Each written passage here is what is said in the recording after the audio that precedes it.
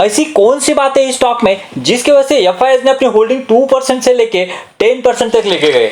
इतना ही नहीं, डीआईएस ने भी अपनी होल्डिंग जो है वो बनाना चालू कर दिया है। और इससे भी कोई इंपॉर्टेंट बात होगी तो वो है गिरती हुई पब्लिक की होल्डिंग, जो कि 37% से 33% तक आ चुकी है। इतना ही नहीं दोस्तों, यहाँ पे अगर डीप डाइव करते हैं तो पब्लिक में भी हमें यहाँ पे एस इन्वेस्टर देखेंगे जो कि अराउंड 10% है, यानी पब्लिक की होल्डिंग जस्ट ओनली 22% हमें होती हुई दिख रही है। सो नमस्ते दोस्तों, मैं संदीप पाउटी स्वागत करता हूँ आपका मल्टीबैगर कम्युनिटी में। आज की वीडियो में देखेंगे हरिओम पाइप्स के बारे में, जानेंगे कैसे उसके फंडामेंटल्स, क्या चीजें हैं जिसकी वजह से एफआईएस डीआईएस अपनी होल्डिंग जो वो बढ़ा रहे हैं, क्या है उसके पीछे के रीजंस, क्या सही में ये स्टॉक हमें मल्टीबैगर रिटर्न दे पाएगा तो कैसे।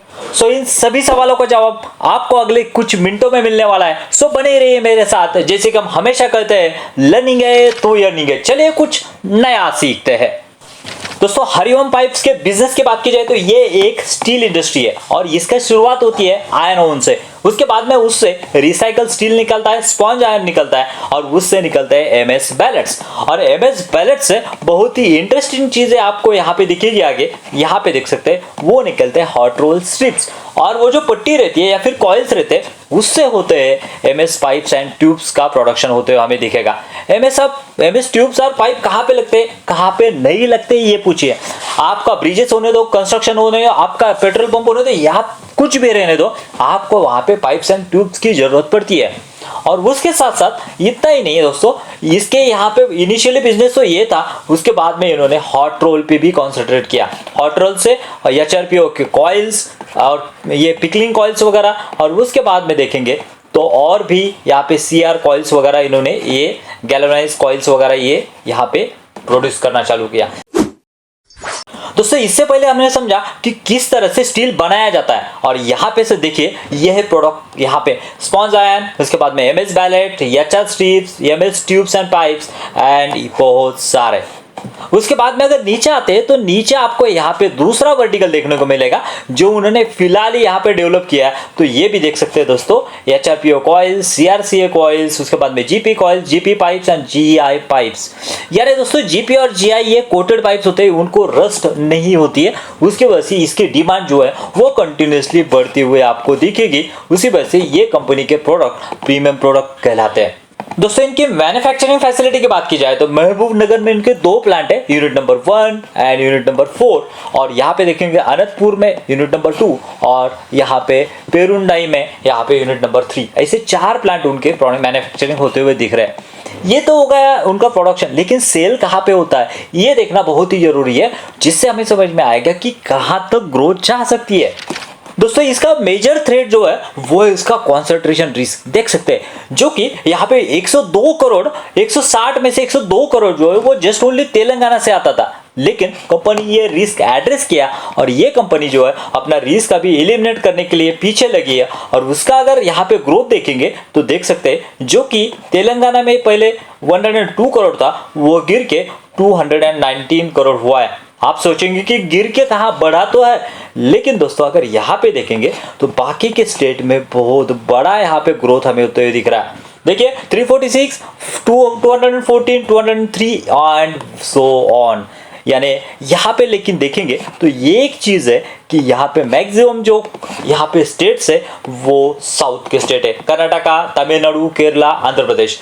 इसके लिए कंपनी ने स्ट्रैटेजी की है। अगर हम यहाँ पे देखेंगे तो यहाँ पे देख सकते हैं दोस्तों कि किस तरह से कंपनी साउथ में अपना बहुत बड़ा प्रेजेंस बनाई हुई है, लेकिन कंपनी का प्लान जो है वो इससे अलग है। कंपनी का प्लान क्या है देखिए दोस्तों, यहाँ पे कंपनी कहना चाहती है कि हम जो है वो साउथ में तो है ही, लेकिन our strategy include the expanding domestic sales network exceeding reach western and eastern and union territories। यानी ईस्ट, वेस्ट और यूनियन टेरिटरीज में उनका जो एक्सपेंशन है वो करना चाहती है। ऑलरेडी यहाँ पे महाराष्ट्र में देख सकते हैं अराउंड 5 डिस्ट्रिक्ट में 11 डीलर्स जो उनके माल को यहाँ पे सप्लाई करते हैं। यानी ज्योग्राफी वाइज ये कंपनी खुद को डाइवर्सिफाई करना चाहती है। That is a good sign for their company and as well as investor. दोस्तों ये कंपनी अपने पेयर से बेटर क्यों है, इसका कंपैरिजन हम आगे भी देखेंगे भी, लेकिन उससे पहले ये कंपनी फ्यूचर में क्यों ग्रो कर सकती है, इसके लिए ये एक चीज हमें देखनी होगी। फिलहाल ही इन्होंने क्या किया है, देखिए by 2024 Hariom pipes industries comings the start of the CR की उन्होंने टेंडर मिल लगाई है। उससे क्या होगा, उससे ये होगा कि उनका 0.4 mm तक के कॉइल के पाइप जो है वो बनाने में सफल रहेंगे, जो कि यहाँ पे जो स्पेशलाइजेशन क्रिएट करते हैं अपने कॉम्पिटिटर से इसको अलग रखते हैं, यानी यहाँ पे बहुत सारी वैरायटीज के प्रोडक्शन यहाँ पे कर सकती है। इतना ही नहीं, यहाँ पे हाई क्वालिटी भी यहाँ पे कंपनी प्रोवाइड कर सकती है, यानी बहुत अच्छी क्वालिटी और कम दाम में ये प्रोड्यूस करने की क्षमता यहाँ पे रखती है। यानी दोस्तों इससे समझ में आता है इसकी क्वालिटी अच्छी है, उसकी यहाँ पे डाइवर्सिफिकेशन कंपनी कर रही है, जो कि साउथ से ईस्ट वेस्ट और यूनियन टेरिटरीज में यहाँ पे एक्सपेंशन करने जा रही है। दोस्तों यहाँ पे प्रॉफिट एंड लॉस की बात की जाए तो यहाँ पे टॉप लाइन में देख सकते हैं किस तरह से कंपनी का सेल्स यानी रेवेन्यू बहुत बढ़िया तरीके से बढ़ रहा है। उसके साथ साथ अगर नेट प्रॉफिट भी उसी तरह से बढ़ते हुए दिख रहा है, बिकॉज ऑफ कंपनी के यहाँ पे ऑपरेटिंग प्रॉफिट मार्जिन यहाँ पे देख सकते हैं दोस्तों 12 to 13% के मार्जिन जो है वो कंपनी बना के चल रही है। उसके पेयर्स के साथ में अगर कंपैरिजन किया जाए तो उसके पेयर्स में आते हैं दोस्तों अपोलो ट्यूब्स, जो कि हम देख सकते हैं कंपनी का रेवेन्यू जो है वो तो बढ़ रहा है, लेकिन उसके प्रॉफिट मार्जिन देखेंगे तो सिंगल डिजिट में चल रहा है दोस्तों। यानी इतनी बड़ी इसके मार्केट लीडर होने के बाद में भी इसके प्रॉफिट मार्जिन जो है वो जस्ट ओनली 6% है, और उसी तरह से कंपनी का प्रॉफिट नहीं बढ़ रहा है। उसके बाद में दोस्तों अगर यहाँ पे बैलेंस शीट में आते हैं तो कंपनी के बैलेंस शीट में हम देख सकते हैं कंपनी के रिजर्व जो है वो कंटिन्यूअसली यहाँ पे बढ़ते हुए देखेंगे, जो कि 417 तक है, लेकिन यहाँ पे कंपनी की बोरिंग्स भी उसी तरह से बढ़ती हुई दिख रही है, जो कि 372 गई है। उसके पीछे के रीजन हमें जानने होंगे कि बोरिंग्स किस तरह से बढ़ी है। देखिए जो कि लॉन्ग टर्म बोरिंग जो वो 120 करोड़ तक पहुंची है और शॉर्ट टर्म भी 251 करोड़। उसके पीछे का अगर रीजन जानने तो हमें थोड़ा सा नीचे आना होगा, और नीचे आने के बाद हम यहाँ पे देख सकते हैं कंपनी के फिक्स एसेट्स। यहाँ पे देखिए जो कि कंपनी के फिक्स एसेट जो है वो पहले कुछ भी नहीं थे, यहाँ पे देखिए इतने ज्यादा नहीं थे, लेकिन इस साल डायरेक्टली यहाँ पे बिल्डिंग में यहाँ पे 80, उसके बाद में यहाँ पे प्लांट एंड मशीनरी में 238, यहाँ पे इक्विपमेंट में 50। यानी अगर इतना बड़ा फिक्स एसेट में कैपेक्स कर रही है कंपनी तो जरूर आने वाले कुछ सालों में यहाँ पे कंपनी के रेवेन्यू में एज वेल एज यहाँ पे कंपनी के मार्जिन्स में जो कि हमने जैसे कि देखा वो बढ़ोतरी होने वाली है। और जब अगर प्रॉफिट बढ़ते हैं, यहाँ पे रेवेन्यू बढ़ता है, मार्जिन्स बढ़ते हैं, तो उसी तरह से प्रॉफिट बढ़ेगा, और प्रॉफिट जिस तरह से बढ़ेगा उसी तरह से स्टॉक प्राइस भी यहाँ पे बढ़ने वाला है। जी हाँ दोस्तों, इसी वजह से मुझे बहुत ही पोटेंशियल लग रहा है इस कंपनी में, जो कि आगे आने वाले कुछ सालों में यहाँ पे धमाका कर सकता है बिकॉज ऑफ उसके फंडामेंटल्स। यहाँ पे देखिए दोस्तों फंडामेंटल्स की बात की जाए तो ये कंपनी फंडामेंटल्स में बहुत बढ़िया कर रही है, स्मॉल कैप कंपनी है। उसके बाद में आरओसीआर जो है जैसे ही यहाँ पे प्रॉफिट बढ़ेंगे उसी तरह से ग्रो होंगे। यहाँ पे पी देखेंगे तो आपको यहाँ पे अंडर वैल्यूड लगेगी। उसके बाद में sales growth, profit growth phenomenal, डेप्ट टू इक्विटी ज्यादा है दोस्तों, क्योंकि ये कंपनी एक्सपेंशन करने जा रही है। और जैसे कि हमने देखा प्रोमोटर की होल्डिंग 57 है, लेकिन बाकी की होल्डिंग भी बहुत बढ़िया है, और सभी पैरामीटर में ये company one of the best है दोस्तों।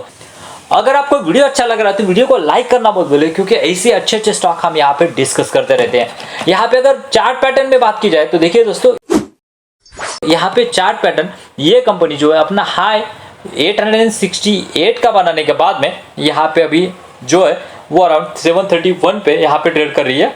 और यहाँ पे मीडियन पी की बात की जाए तो मीडियन पी जो है इसका अराउंड 28 है, और यहाँ पे वो 34 पे, यानी अपने मीडियन पी के बड़ा थोड़े बहुत ऊपर नीचे ही चल रही है, और थोड़ा बहुत ये गिरता है तो उसके बारे में हम सोच सकते हैं।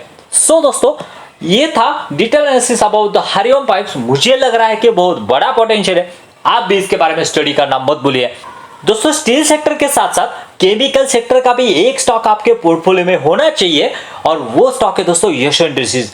लेकिन क्यों, इसके बारे में अगर जानना है तो लेफ्ट वाली वीडियो पे क्लिक कीजिए। मिलते हैं वहीं पे। Thank you very much. जय हिंद।